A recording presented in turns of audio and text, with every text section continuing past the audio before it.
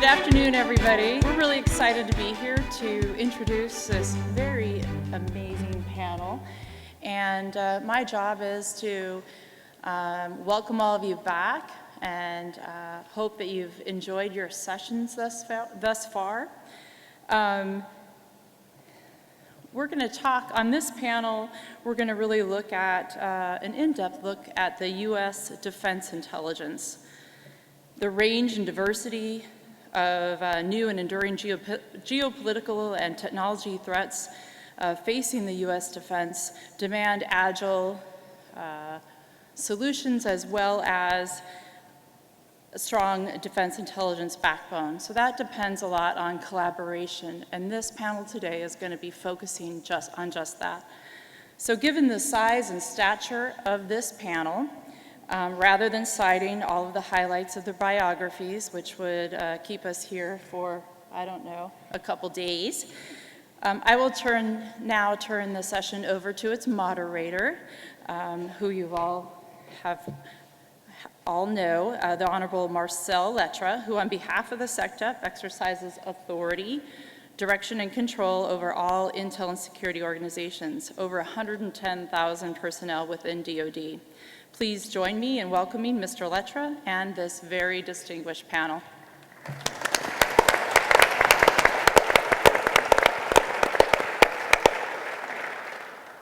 Thanks a lot, Ginger. Really very much appreciate the introduction.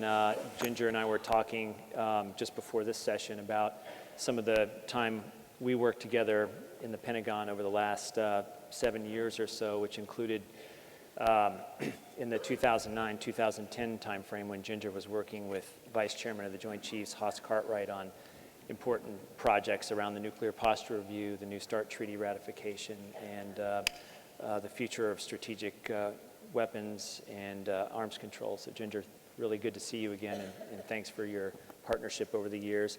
Also wanted to thank the organizers of the event, AFCEA and ENSA, a lot of good friends and colleagues and former colleagues, Joe Detrani, Chuck Alsop, Maureen Baginski, Steve Ritchie. I know you've heard from other defense intelligence and intelligence leaders over the course of today. You'll hear from members of the oversight committees on the Hill tomorrow. There are a number of former staffers from the committees here, old friends as well. Good to see everybody. What I'll do as moderator is just take a couple minutes to set the stage about what defense intelligence is and how we see the strategic trends, before then asking my colleagues from the Coast Guard and the military services to offer a couple of thoughts about their priorities and some of the cross-cutting issues we face. And then we'll look to make sure we take some questions from all of you today.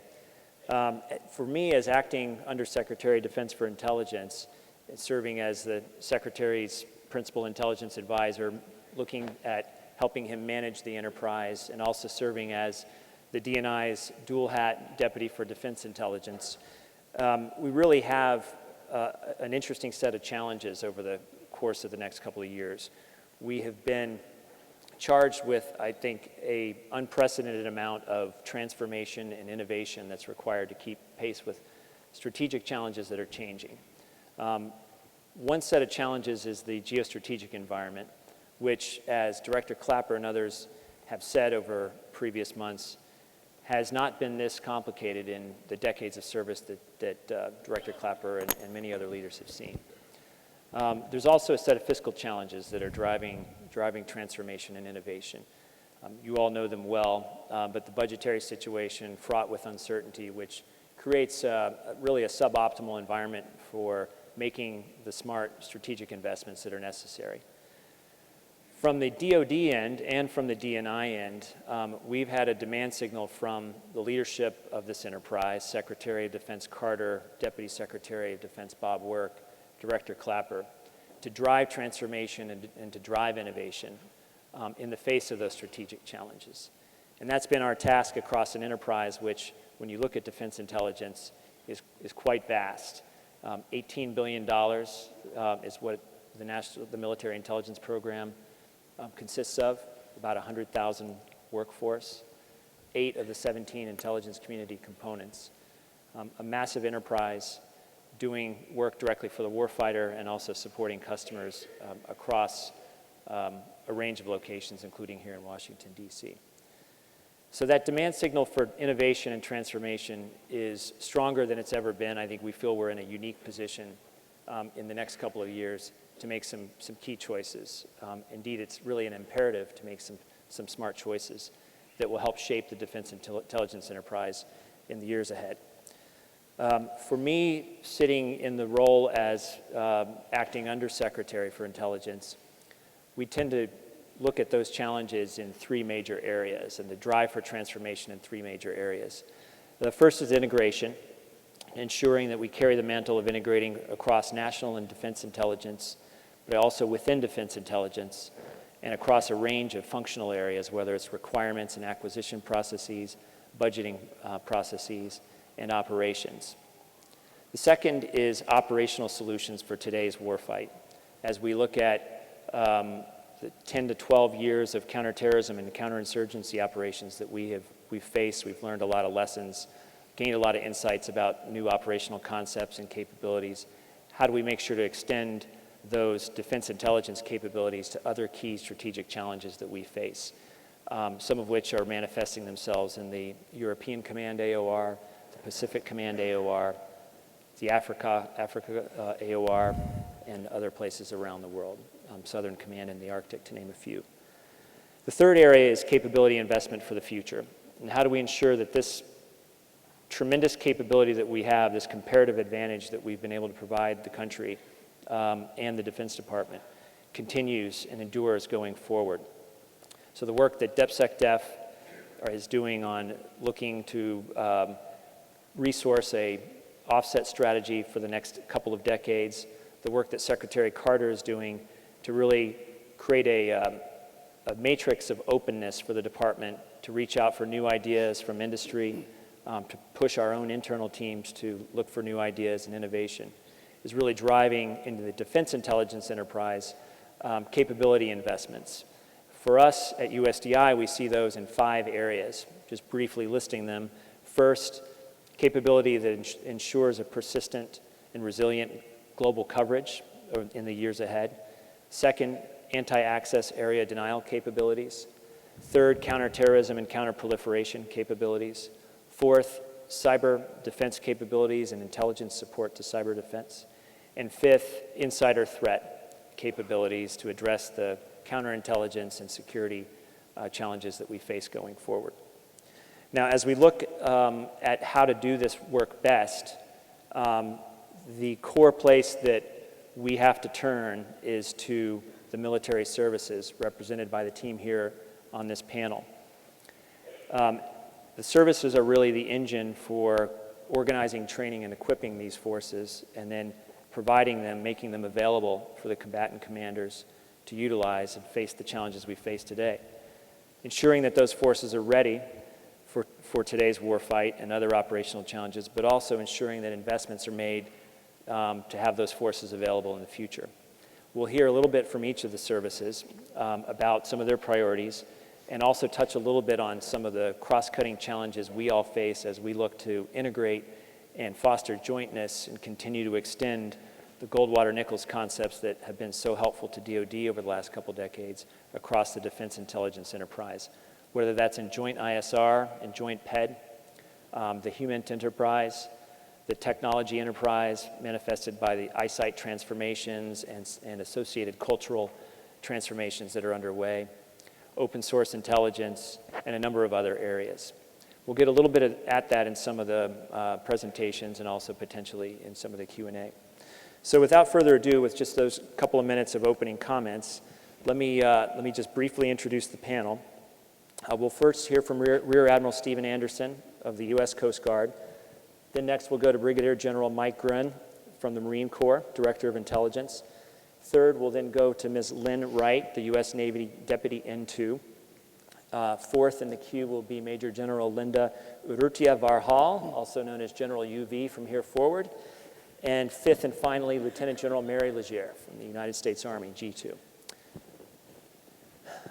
Admiral Andersen, if you're ready to go, we'll kick it over to you. Did you want to explain that just is coincidence that he doesn't really have a problem with boy, girl, and the team. But as he sat down, he realized how inappropriate the order was. So I'm just going to say that so everybody, the elephant's out of the We'll room. organize this like a wedding reception next year. Boy, girl, boy, girl, boy, girl. There you go. Over to you. Well, Steve. I figured it was because I was the rookie, that's why I got to go first, but thank you.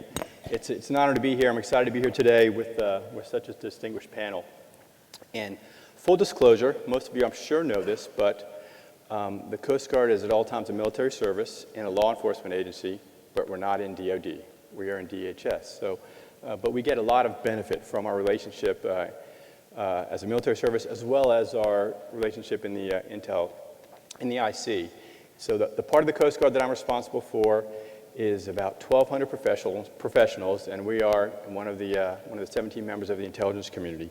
Let me quickly share with you the priorities I have for the Coast Guard intelligence program. Two priorities, main priorities. The first one is organizational health, and the second one is intelligence-driven operations. So let me talk about organizational health for a minute. What do I mean by that? The Coast Guard's had an intelligence program for its entire history of 225 years, but we have only been part of the intelligence community for about 14 years, so we're relatively young.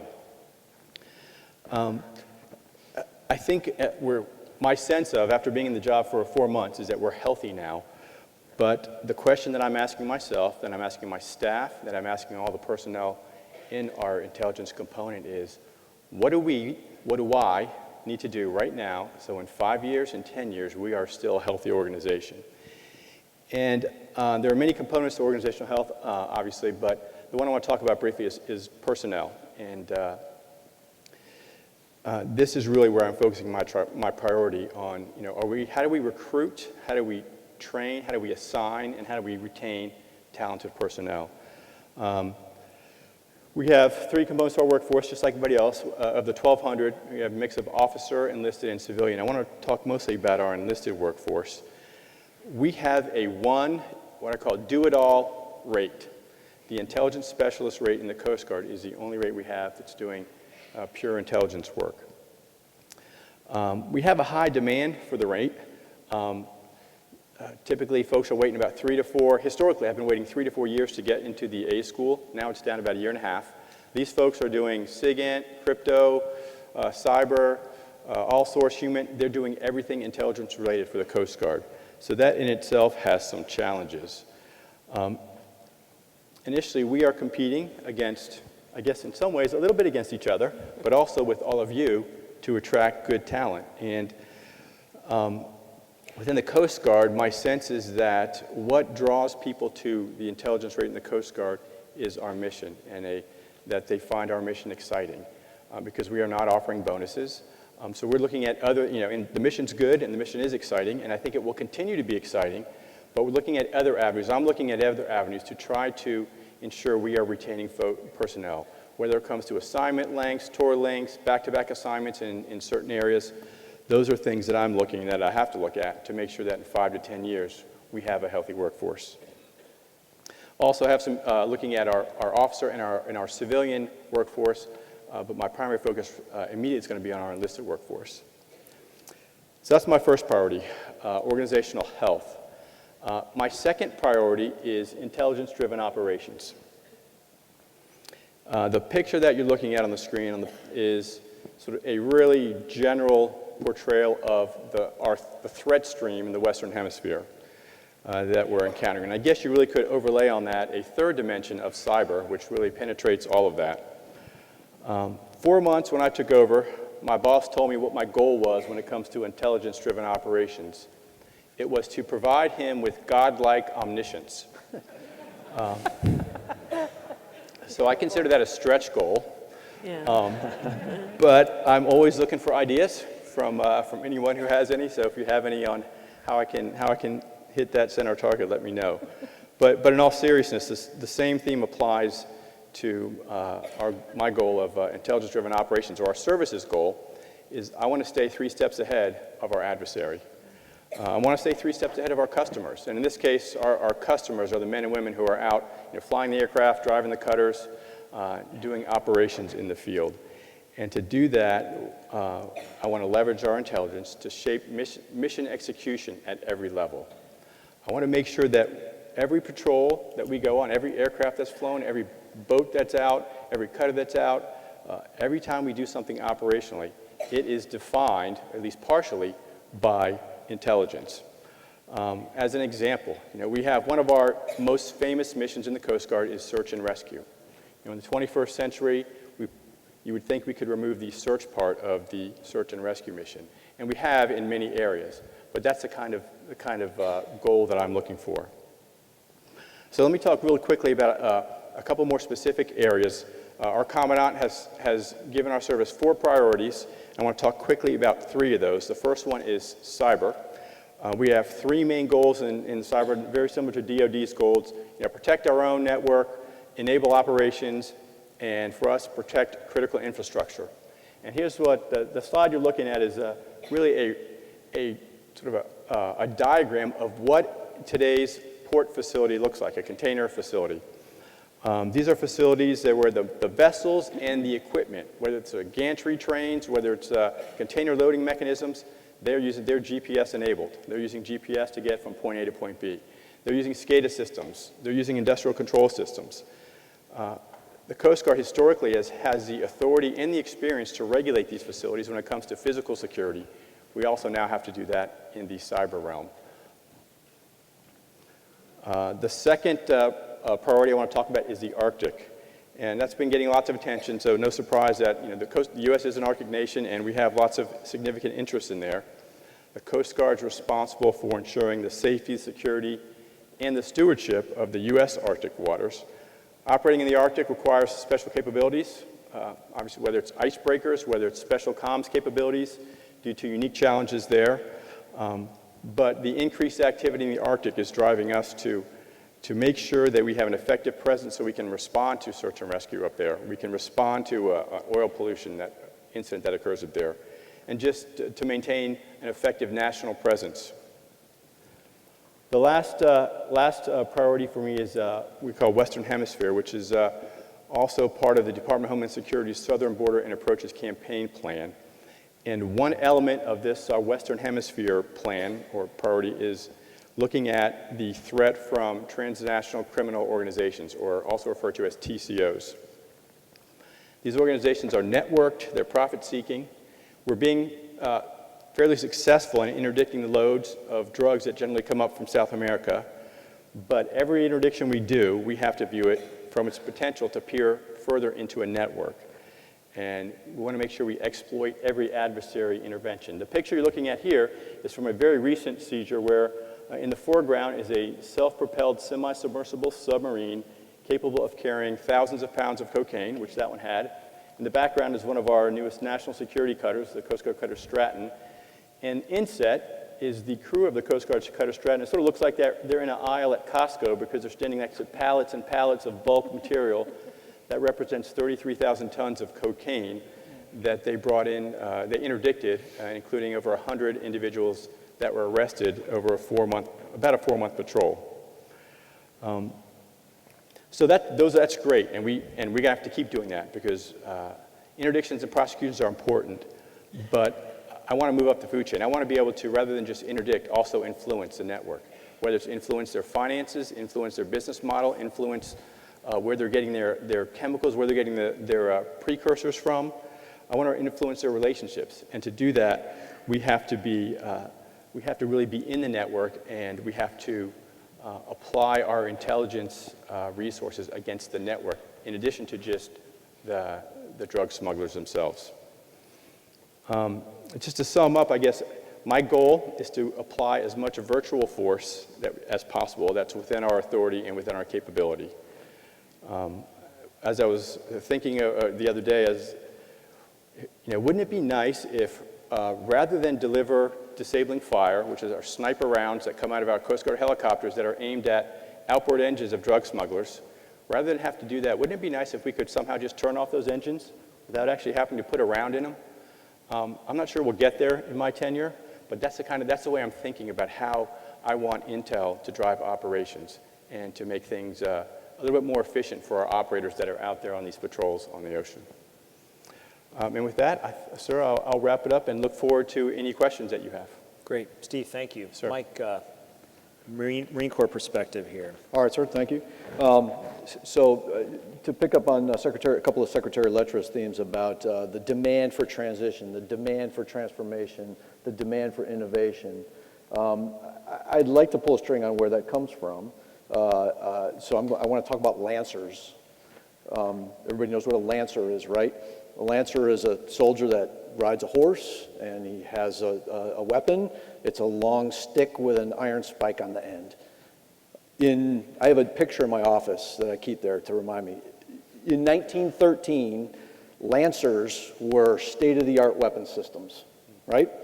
So you think about 1913, the industrial age had been going on for decades, and yet we didn't really understand how that changed warfare until World War I broke out that year. And the Lancers went to war in the trenches, and they encountered things like machine guns. They encountered things like mass indirect fire. They encountered things like barbed wire and things like poison gas. The artifacts of the industrial age on warfare really made crystal clear in a very short period of time, even though we'd been living with it for decades. So think about, we're actually pretty lucky because we have the opportunity to understand that we're in a period of transition into the information age. So yes, the artifacts of the information age have been with us for decades now, and we all see Moore's Law in action, but I think that that demand for transformation, that demand for innovation follows the demand to understand what information age warfare is going to look like. And so as we build our force, it's absolutely essential that we think through how the information age artifacts are going to change the way that we fight as individual services, as a joint force, and eventually as coalitions. I think that's a pretty powerful thought if you think about it, because the information age warfare, what are some of the symptoms?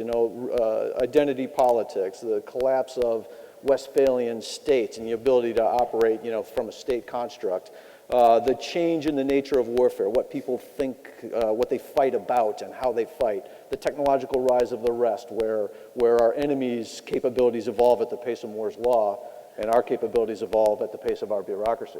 That's not a fight that we're going to win. And that to me, creates a very powerful mandate. And so if you think about the impacts of that on intelligence, I think intelligence as one element of kind of information warfare in the information age, intelligence underpins all of our operations in that information sphere. And so I think, and Secretary Clapper, Director Clapper may have spoken about this morning, but you think about what's changed for intelligence then? Well, the bar is very much raised, right? Higher expectations. Surprise is not allowed anymore. It's not just about finding weapons or platforms anymore. It's ferreting out intent and motivations and leadership and all of these things that cause conflict in the future, the things that we will be called to address when it comes. Information age warfighting demands paying great respect to the information environment. And I think many of you are familiar with the term combined arms, and today we think about combined arms, fires and maneuver and maybe aviation, maybe electronic warfare. But the definition of combined arms is going to expand pretty dramatically on us, and it's going to include the information space. And how do we make sure that we posture the U.S. force in whatever branch, whatever uniform, to succeed in that fast-moving information environment?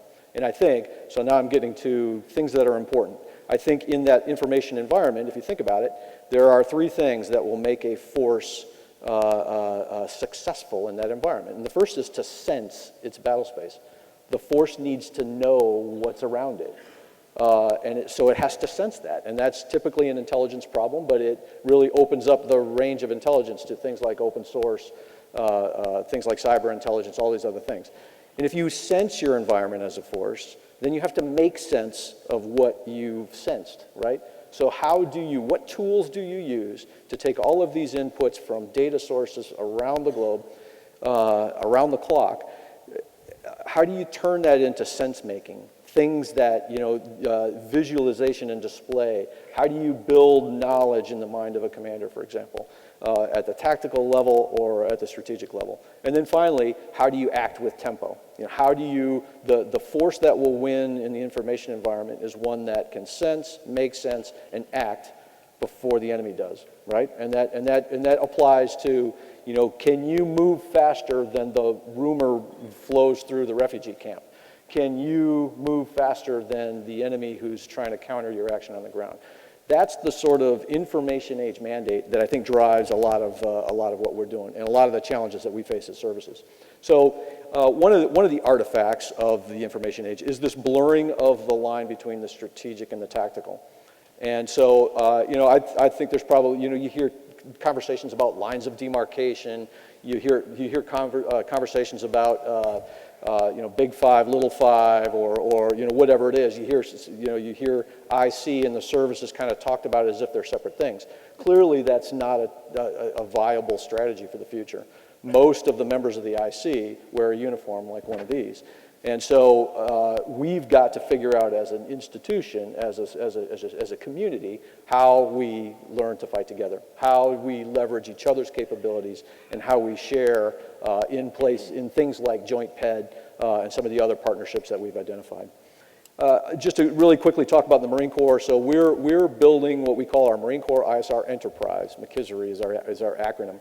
And it's our attempt to use very limited intelligence resources in the most effective way. And that is by making sure that all of our elements of intelligence across the force are mutually reinforcing and they're linked together in a predictable, effective organization. I like to think of a rope. So each thread is twisted together and put under tension. And when you do that enough times, you have a very powerful capability because everybody's pulling in the same direction and everybody has the same same appreciation for what the Marine or soldier or sailor on the right or left is doing. That's an enterprise. So if we're stitched together in an integrated capability, we will have a very powerful force. And I think we will be able to drive the U.S. Joint Force in the right direction. So we stitch things together in the Marine Corps by similar processes, similar production standards, data management, data visibility across the force. So when one element of our force knows something, the other element of our force knows something. That same thing. We're very aggressively tying the enterprises together through things like DCGS. We've just put our first instantiations of our DIBs at MCIA, our Service Intel Center, which now gives us visibility into the Army enterprise and vice versa.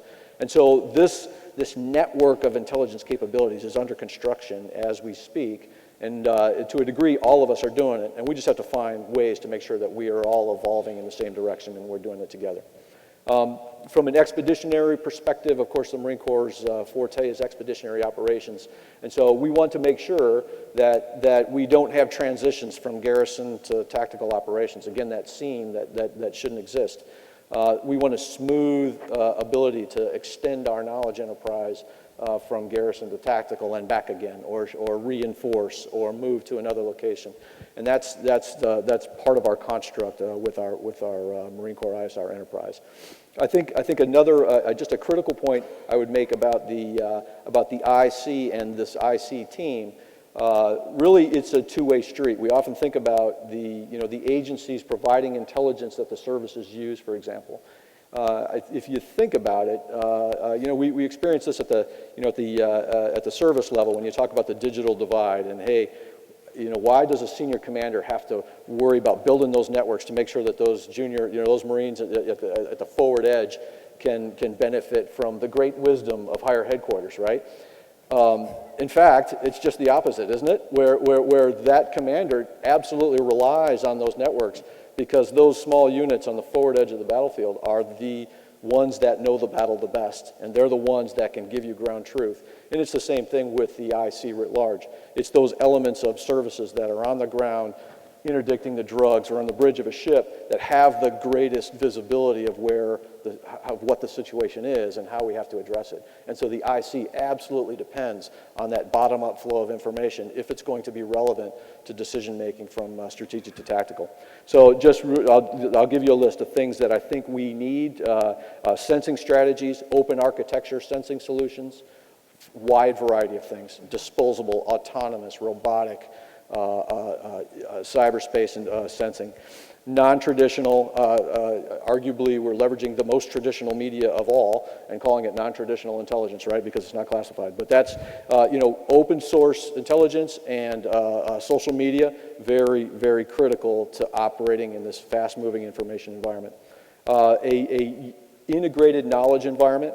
So again, proprietary solutions that have their own operating system and their own data architecture that don't share well with others, I don't think are going to carry the day, because it's absolutely imperative that together we grow to a shared knowledge environment.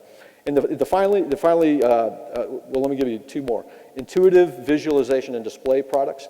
How do you build knowledge in the head of a commander of threats and opportunities? You can give them an encyclopedic book full of intelligence every day, but how do you really make it clear? Move left, not right. You have threats on the left, not on the right. Commit your reserve now. How do you do that in the modern information environment? And then finally, investments in people. So we like to say in the Marine Corps, we are an enterprise of people. So we use things, we have data, but we are an enterprise of people. So how do you build certification regimes and training templates that get beyond sort of the standard military model of an entry-level school followed by a career learning on the job?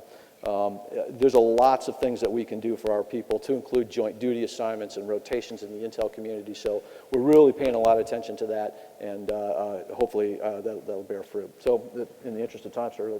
Great, Mike, thanks a lot. Lynn, can we hear from you a little bit about the Navy Into perspective? Okay, first of all, thanks to AFCEA and INSA for holding this session.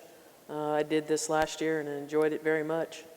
I'm going to sort of break up my presentation into two sections. I'm going to talk about sort of the three priorities that I have within naval intelligence and where we're going.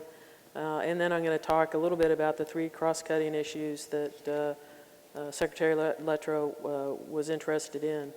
So the first thing I'm going to talk about, and this really is under the category of innovation, is that we're facing some very difficult near-peer competitors with very advanced systems, very advanced ISR systems, coupled with very difficult weapon systems for us. So the issue is moving to the left of the kill chain as much as possible. And so in order to be able to do that, you have to engage in what we call hard target campaigns within the Navy and within the intelligence community. And we have a group of folks who, what they do is think hard about the issues that we're facing and picking best of breed solutions across the community. A project that we recently finished, and actually we haven't finished, we're about halfway through it. We could not have gotten there without the support from NASIC, from the Air Force, from CIA, and from DIA in certain areas. And so you have to have a very agile, innovative group of young folks who think about the targets in a new way and then leverage all of that sort of industrial age capacity that's within the IC. And if you just turn them loose, they do remarkable things. And so we put a lot of effort into hard targets. We figure out what are the questions that we really need to answer for the CNO, and then put our best people on it, and they go across the community to find the answer. And it's been very successful and very innovative. The second thing that we're worried about is support to acquisition.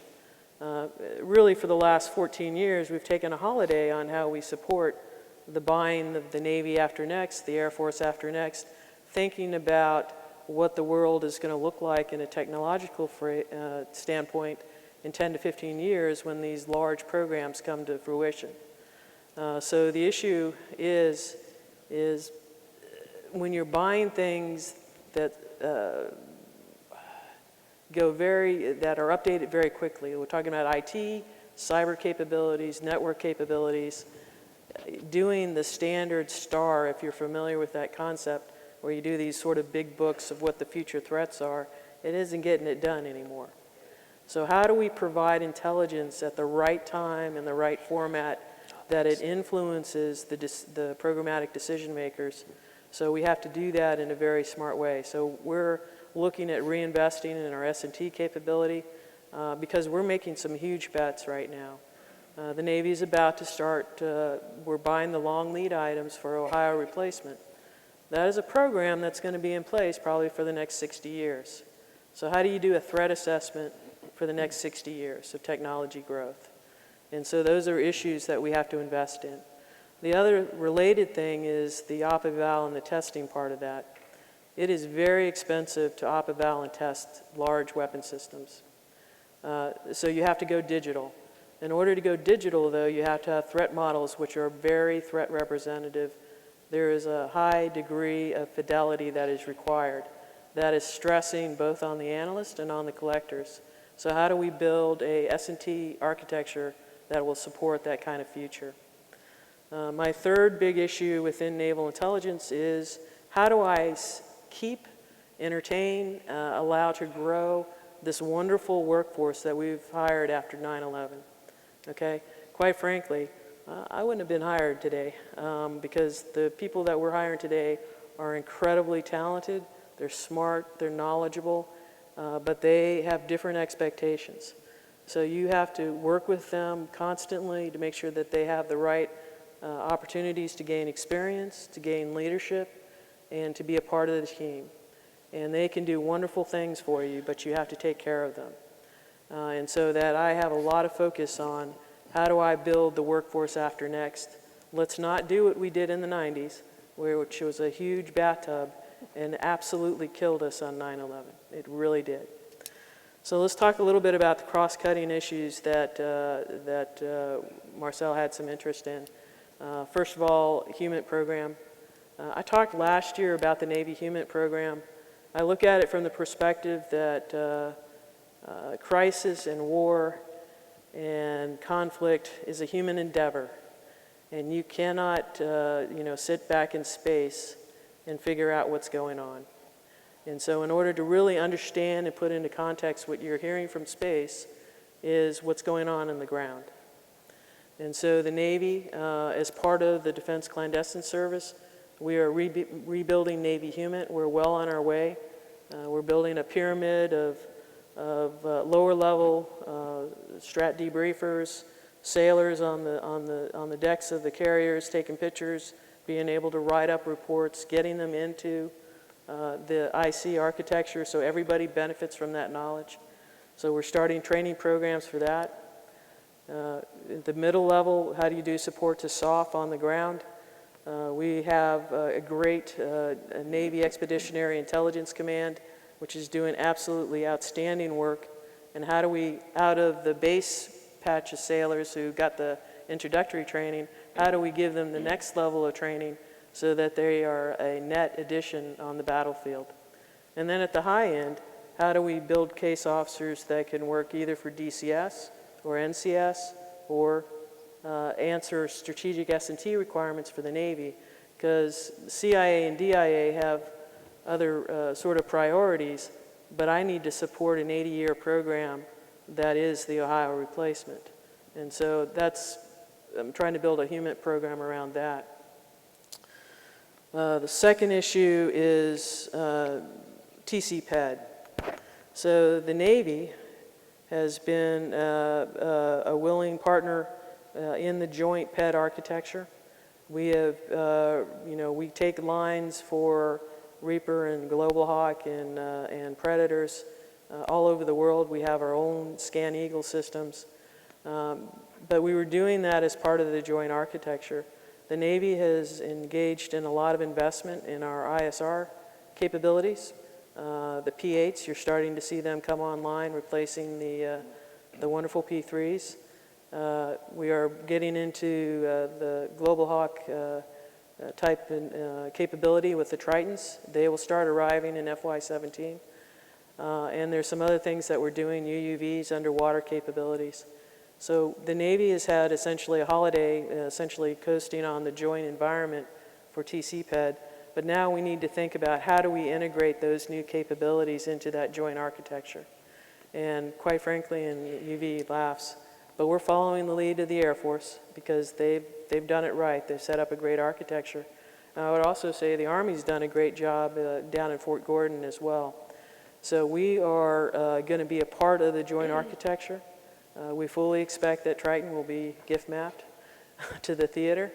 And so we are building these capabilities joint from the get-go.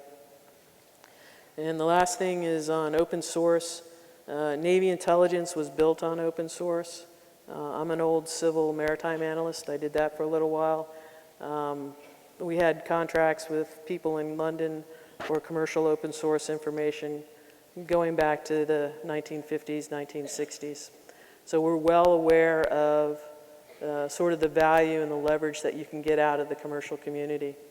And so we're expanding our horizons not just on information that you can buy, but also information that's available in social media and information that is available from what is going to be an incredible commercial imagery architecture over the next 10 years. And essentially, we're looking to offload a lot of our requirements onto commercial imagery. So those are the things that we're thinking about in Navy. We're trying to be joint. We are always going to be joint because we can't do anything by ourselves. So thank you. Lynn, thank you. UV, Air Force. You bet. Well, there's nothing that's been said here that the Air Force isn't focused on. But what's really different now is ISR is just truly a team sport. It doesn't matter what uniform you wear anymore when we're looking at ISR, especially processing, exploitation, and dissemination. The whole matter is you just get the job done. RAND did a study and that said next year we'll need approximately 100,000 folks to process, exploit and disseminate with the processes and tools we have. Obviously, we don't have enough people to do that. So the way we're going to do that is we're going to look at an open architecture and open and agile architecture to do that. The other pieces is I'm sure everybody's heard about the RPA Get Well plan for the Air Force. Well, when it first started out with just looking at the pilots. For those of you out there, everyone knows if you've been working in ISR, you usually work with the sensors, and then after it's already been employed, everybody will say, oh, what about the PED? So we're trying to change that around a little bit, and as we go with the RPA Get Well plan, this is just for medium altitude. Remember, it hasn't even touched high altitude or all the other sensors that we do. But how are we going to PED that? The Air Force is here to tell you we can't do it by ourselves. It's got to be a team sport. In the last year, working joint PED across the other services has really become to new heights how we're going to do it. We're sharing information, we're setting standards. We've had some great successes in FMV. We've had some great successes in SIGINT. Same thing with changing lines from either service, from the Air Force to the Army, especially at the 116th, and also bringing in a UK partner. A great success story was that when they were coming out of OEF, the UK didn't know what they were going to do with some of their MQ-9s. So in about 48 days, by September, the Air Force and the UK talked about and said, we could use those lines in the fight against ISIL. It was about 48 days later, we actually have the UK flying lines for us to help us in ISIL. That's what the joint PED is going to be. It's a joint coalition PED that everybody has to get into. The other piece is we need industry's help. There's so much data coming from the sensors that you can't take it all. It's got to be industry. It's got to be our innovation of our airmen, soldiers, sailors, Marines, and Coast Guardsmen to get this. 69% of our forces are the millenniums. These guys grew up with the internet. It's scary what they know. A lot of times they have problems. They go home on their own time, work on their computer, and they come back the next day and can have an idea of how to push that data faster. That's the kind of folks that we're getting in the service now. I agree with Lynn. It would be hard-pressed to come in probably as an enlisted member with the value that they have now. But the great thing, too, is that as we sit here as a team, we're all committed to Joint PED and know that we need to do this. So when we have the meetings with DepSec, DepWork, it's just not the Air Force. Marcel's there, the Army's there, the Navy's there, the Marines are there, that it's a joint PED of how we're going to do this and how we're going to get it back to our warfighters. We've built ourselves a pretty big hole with the RPAs and medium altitudes. Our warfighters are pretty secure and want the data that we give. We've kind of suppressed the appetite, if you will, with DepSec, DepWork about how many medium range altitude caps they're going to be, but that's also allowed us to focus on other things, like the Gray Eagles, like the high altitudes that we can come in and do the joint PED. So that's probably one of the biggest things we're working on at the Air Force. The other two things that I'll really quickly mention is we're also focused in targeting and analysis. We've been in a fight now with the CT since 2001. 80% of our airmen, and I'm sure it's no different with the other services, came in after 9/11. They know counterterrorism like the back of their hand. They know that well. A2AD, not so much. We found that out when we went against the competition in Syria and continued today in ISIL, and then with the old bear coming out of hibernation. Our kids are doing great things, but they only know how to do CT. That's what we've been doing. An A2AD fight, that's a whole different kind of setup. Most of us in the audience have all been accustomed to that. That's how we came into Intel school, working with the Russia or the China threat. We need to reteach them some of the stuff on targeting. What is a targeting folder? We have become so fixed on find, fix, finish, and the Intel and the operators have become so close that right now, really find, fix, it's Intel, and then there's the fence, and we just throw it over to the operators for the finish. And it's been working that great. For CT, we can do that. A2AD fight, it's not as easy. We really need to figure out how to do targeting and bring targeting folders back. Same thing for analysis. How you look at a program. Our Intel analysts, we can't build puzzles anymore. We're looking at mosaics. Because right now we're looking at Ebola, and then we were looking at Russia, we were looking at China, and then, ISIL came back. So it's many different things that we're looking at a mosaic, and we can't just employ Holiday Inn Express guys anymore. We got to have some trained folks to do what they really need to do. There is nothing wrong with Holiday Inn Express, but we just can't do that. And the last thing I'll say is exactly what Lynn said, and I know that General Legere is going to touch on it. Open source is big. It's big. It's how we play the game now. The adversaries use it to their advantage, and I got to tell you, we're starting to get a lot smarter in the services and how we approach open source. General Legere and myself have went to many, many meetings of the open source board, and Director Brennan is very, very focused on how we can pull it in. And when I say Director Brennan, I just don't mean from the agency's perspective. I mean overall, so everybody has a piece of it, and we can contribute to really bring it into the overall analysis that we need to do to really get to the enemy sometime. I'll pass it back in the interest of time. UV, thanks. Mary for the Army batting So I cleanup. have 3 minutes. No. Well, anyway, I want to thank you for letting me hit cleanup, and also for all of you being here today and your interest in helping us with our very important mission. When our new Chief of Staff took his new position, he made a speech, and this comment resonated with all of us. As America, we have no luxury of a single opponent. We have to be able to fight guerrillas and terrorists all the way up through nation states and militaries. We do not maintain our commitment to remain strong in the air, strong in the sea, and yes, strong on the ground, then we'll pay the butcher's bill in blood, and we'll forever lose the precious gift of our freedom. And that sets the tone for the Army in terms of its understanding of its obligation to the nation, to our joint partners, and our commitment to readiness. He has, for us, only one priority. It's readiness. Readiness to assist our forces who today, there are 180,000 American sons and daughters in uniform along with their joint partners. 28,000 in CENTCOM, certainly not there on vacation, but in some very dangerous fights in Afghanistan, Iraq, Kuwait, and Jordan. 33,000 in EUCOM today, strengthening with the resolve of NATO to respond to Russian aggression. 80,000 in the Pacific, helping our joint partners reassure the allies there that they have options to that expansion.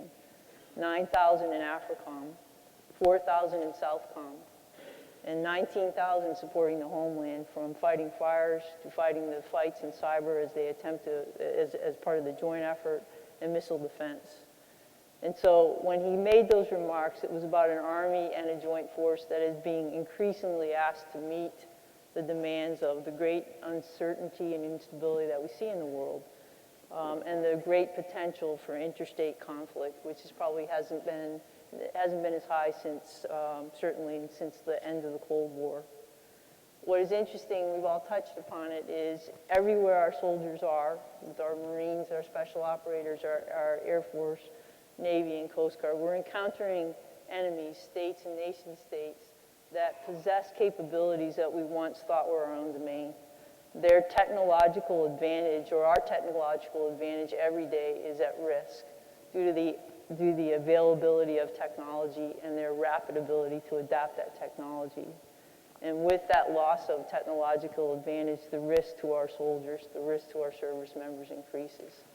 So if you were to ask me what is in the inbox of the Army, it is about readiness. It is about being prepared to support as well as we can with all of your help those sons and daughters that we've committed in the places that I've just mentioned, meeting their needs against nation states, against conventional forces, against terrorist groups, against cyber threats, because every day we're engaged in that fight. The other half of our day is about things like this, where we engage with industry to think through how are we going to face the emerging threats with disruptive technology that may make our whole idea of platform weapon systems obsolete. You know, if we're building Apaches to withstand the latest air defense and we realize we can't continue to build against, based on where the 5th generation air defense systems are, what is our solution? So part of our day is thinking about the future, and part of my responsibility is to meet those two obligations, supporting the current fight while keeping my mind and the mind of the intelligence corps on what our obligations are to the future. Each of us brings some capabilities to the Department of Defense intelligence community. The Army understands with its partners on the ground that we have to define the human terrain.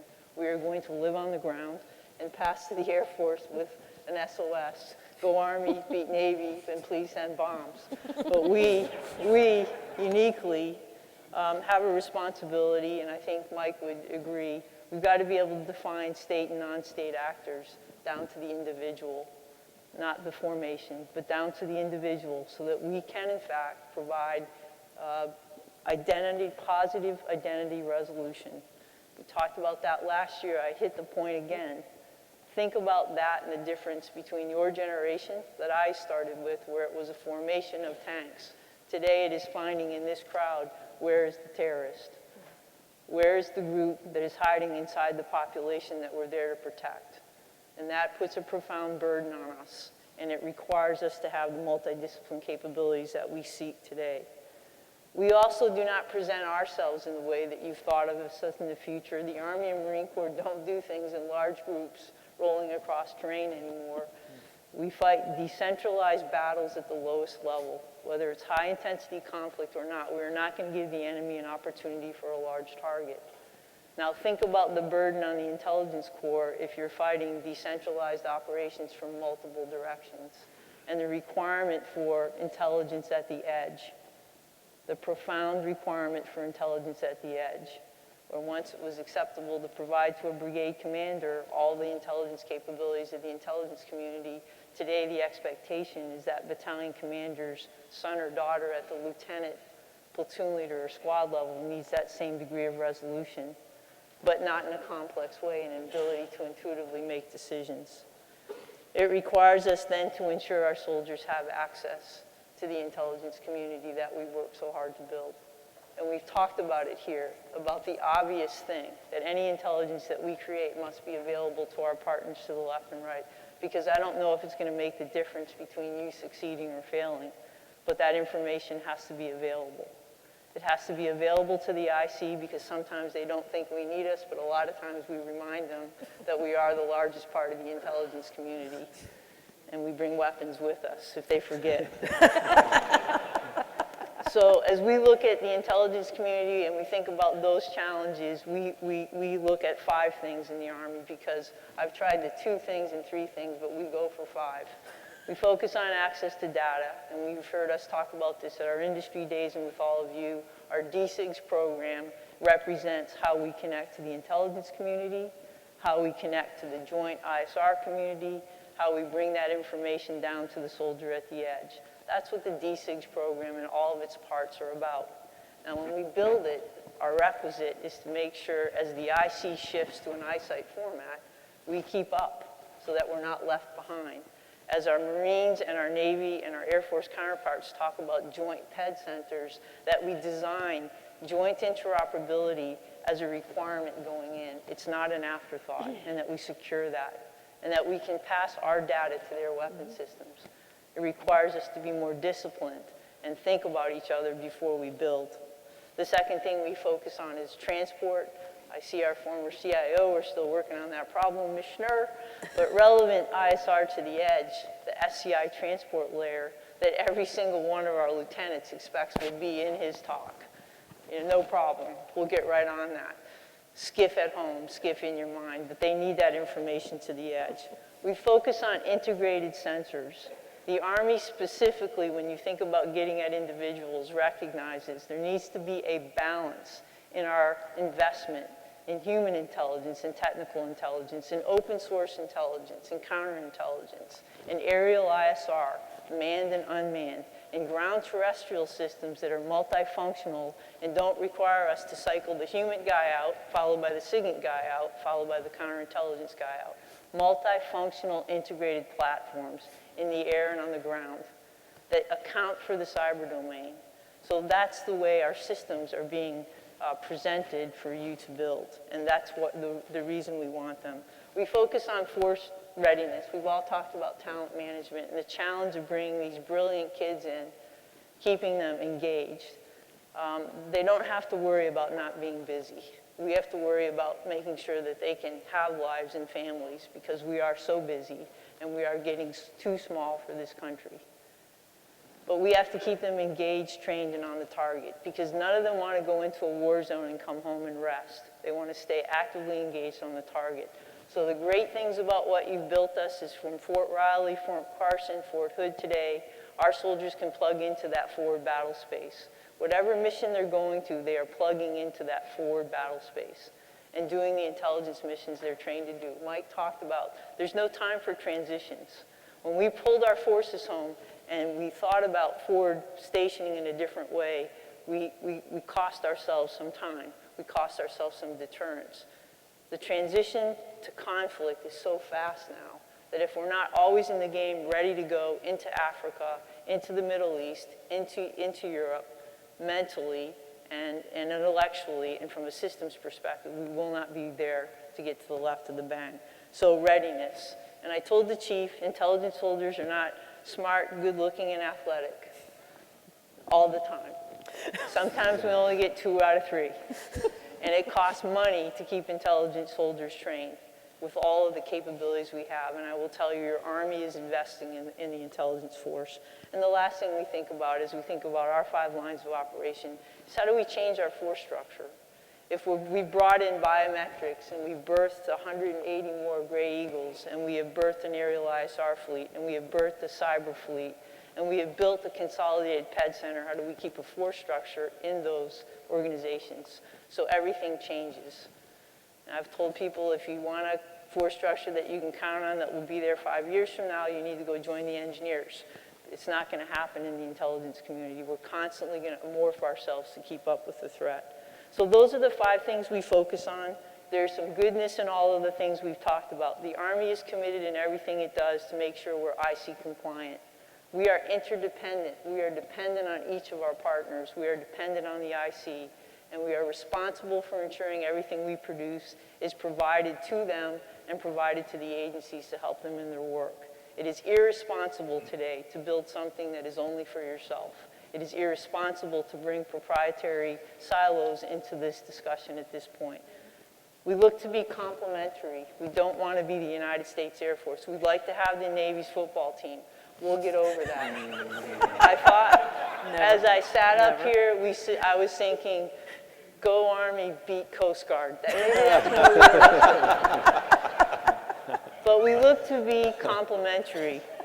Hey, what we know we can bring is a medium altitude ISR fleet that complements what the Air Force can put over the heads of our soldiers, and we contribute that capability to the gift map. What we know we can do is we have had a 50-year experience with human, and we have 6,000 soldiers that, just like Lynn, train up to take the ranks inside DCS, inside Army clandestine, and at the lower levels of human so that we can provide the granularity to the intelligence community. We know we can do that. We know that we can insist upon an enterprise solution for OSINT and be good partners and not have the CIA take the lead for all of us and then ignore it by coming up with our own solution, but support them in the way that, as I see The former Director Long, as the goddess of NGA, when we did GeoInt, we looked to the center point, and we built an enterprise that was complementary at echelon, complementary by services, so that when an Army soldier goes and serves in the IC, they're speaking the same language. We can do that today. So complementary and compliant with standards so that we can participate. At that, I'll leave it at that. We're very proud of what we're doing with our D6 program. It's supporting 7 combatant commands around the world globally. We're very proud of the fact that with DCS, each of us is contributing more to allow DIA's vision to come forward. We're proud of the work that's going on in OSINT. In the Army, we will introduce in every combatant command OSINT capabilities, some of which I heard about today as I was making my way through. It's really exciting work. And we're really excited about teaming with all of you as we look at disruptive technology that could potentially threaten our platforms. I thank you for your interest in us. We need your partnership. And I look forward to your questions. Great, thank you, Mary. So Mo Baginski has approved a slight extension for our panel through 4 o'clock. I don't want to erode too much of the reception time. And frankly, some of these questions are actually better dealt with in the reception over a drink anyways. But what I'll try to do is I'd like to ask that we kind of view these as a little bit of a lightning round, shorter answers, and in most cases, these are things that we might want to hear from everybody on, but please feel free to take a pass if you want to. And I'll group a few of the questions. So we had a number of questions clustered together around particular missions that are new to the IC and the Defense Intelligence Enterprise. A question along this lines: the 2014 National Intelligence Strategy named cyber intelligence as a core IC mission. What changes have you made, people, processes, technology, to implement this new mission? So I'd like to broaden that a little bit and add in not just cyber, but also EW, insider threat, and information operations, which are all questions that came up. Ask you to pick one of them, maybe 2 if you want to, and say one thing that you're trying to implement in your service to adapt to that new mission. Maybe, Mary, we'll start with you. I'll take multidiscipline intelligence for support to cyber for 100. Look, we, for years, let our Signal Corps build our networks, and we didn't provide the Signal Corps with multidiscipline intelligence support to inform them of how to put in context the threats they were seeing on the networks. We have job one to do that. We've got to put together what does it require to build a competent defender. And I'm not talking about the CPTs that are actively inside the networks. I'm talking about that strategic and operational view of what is happening with the network. So we are in the process at this point with Steve Fogarty, now a great MI officer, former CG of INSCOM, now the commandant of our cyber center, of pulling that together for us. We have an obligation to meet that demand, and we will do that. I'll pass it on. Okay. I'll quickly do cyber. We're supporting Cyber Command with the Cyber Mission Forces, and we're still trying to figure out how cyber really fits in the Air Force. We're really looking at electronic warfare again, and a lot of that is going back to scratch.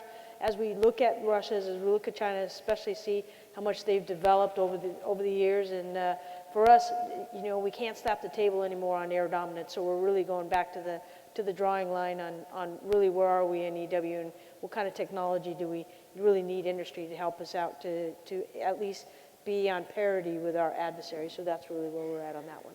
Good. Lynn, any thoughts on these? I think the only thing that we would say is that Intel support to cyber is an all-source problem. It isn't an issue of SIGINT fact, per se. That being the case, it's important to talk about, when you talk about supporting a cyber exploit against a foreign capability, essentially you would take somebody, for example, a naval architect who understands about the things that go onto a ship, but we haven't been paying attention to the networks that are on that ship. And so it requires another degree of understanding of the opponent's capabilities, a higher level of precision about how they are operating their weapon systems and the networks that they support them. So this is, it's an issue of paying more focus and getting the right people who have the right knowledge to make the contribution. Good. Mike, how about your perspective? Sir, I'd just say cyberspace is a domain, it's not an end state, right? Yeah. So Yes. cyberspace is a medium through which we achieve our objectives. Correct. And you know, we hear a lot about cyber defense, and that's very appropriate, and we have tremendous vulnerabilities that we have to patch. But I look forward to the day when we talk about winning in the information Yes. space, right? That it's not about just defending our networks and having safe networks. How are we going to win? If the United States of America can't win in the information space, then we really have a problem. I mean, that is our greatest strength, I think, as a nation, and I think there's enormous opportunity for the U.S. joint force in that environment, sir. Steve, anything to add, particularly if there's a slightly different take on things from the Coast Guard and Homeland Protection perspective? A little bit in some areas, but likewise, cyber is an operational domain for us, and that's how we need to approach it. The little bit, I guess, different take is as our adversary, we all share the same adversaries in some sense, but we also have, you know, these transnational criminal organizations who are, like I mentioned, very sophisticated. It's not a bunch of thugs just in it for a quick buck. These are sophisticated organizations. They're not just doing drugs, smuggling, they're doing all sorts of nefarious activity.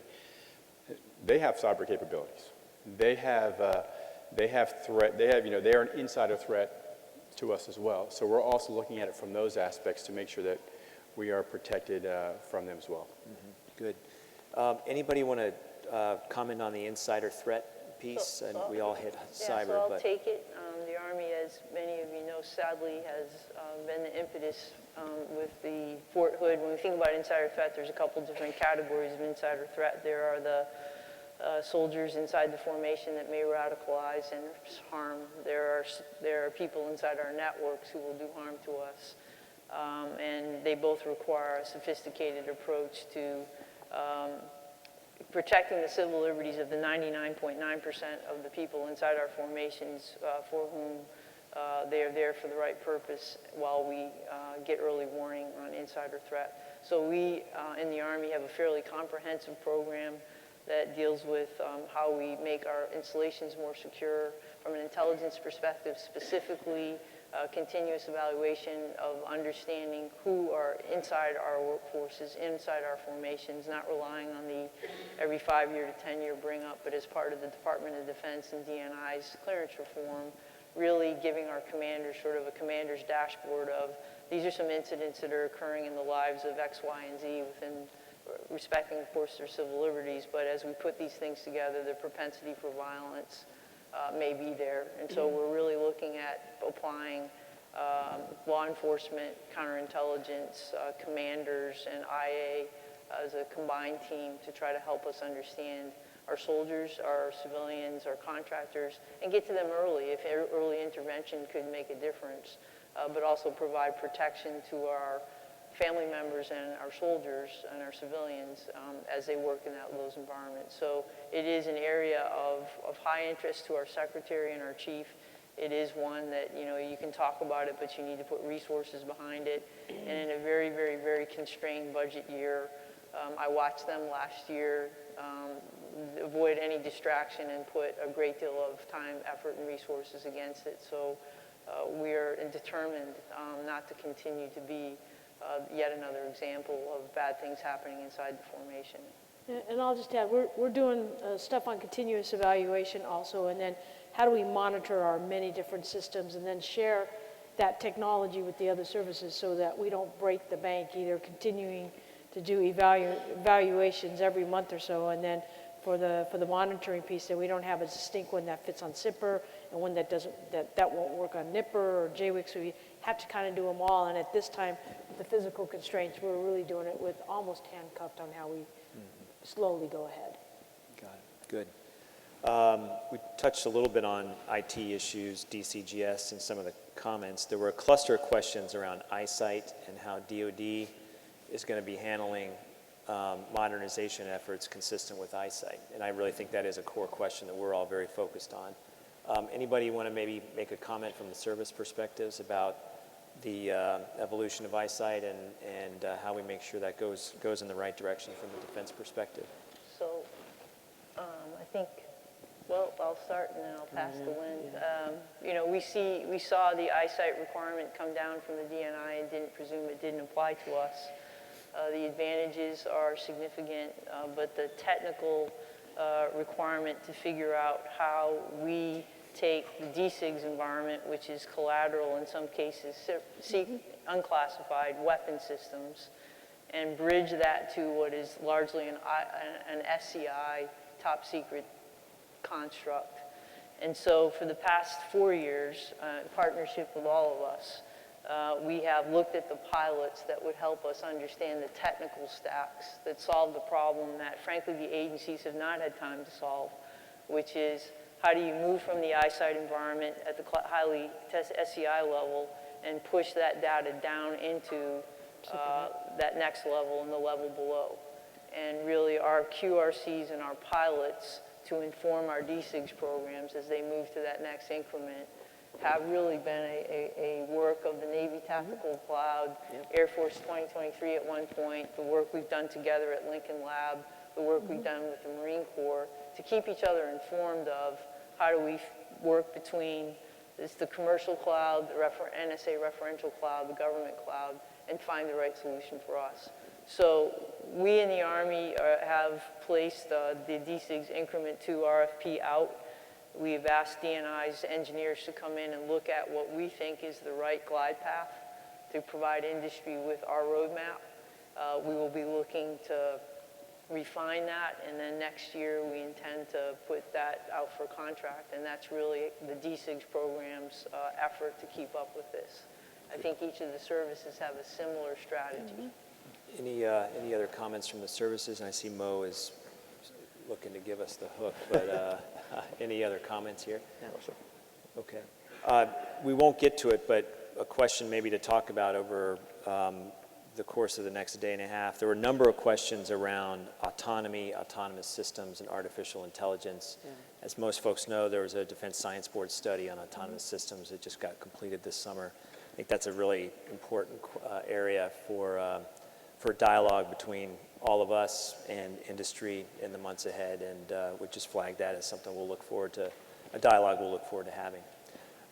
Mo, thank you. Join me in thanking this amazing panel. That was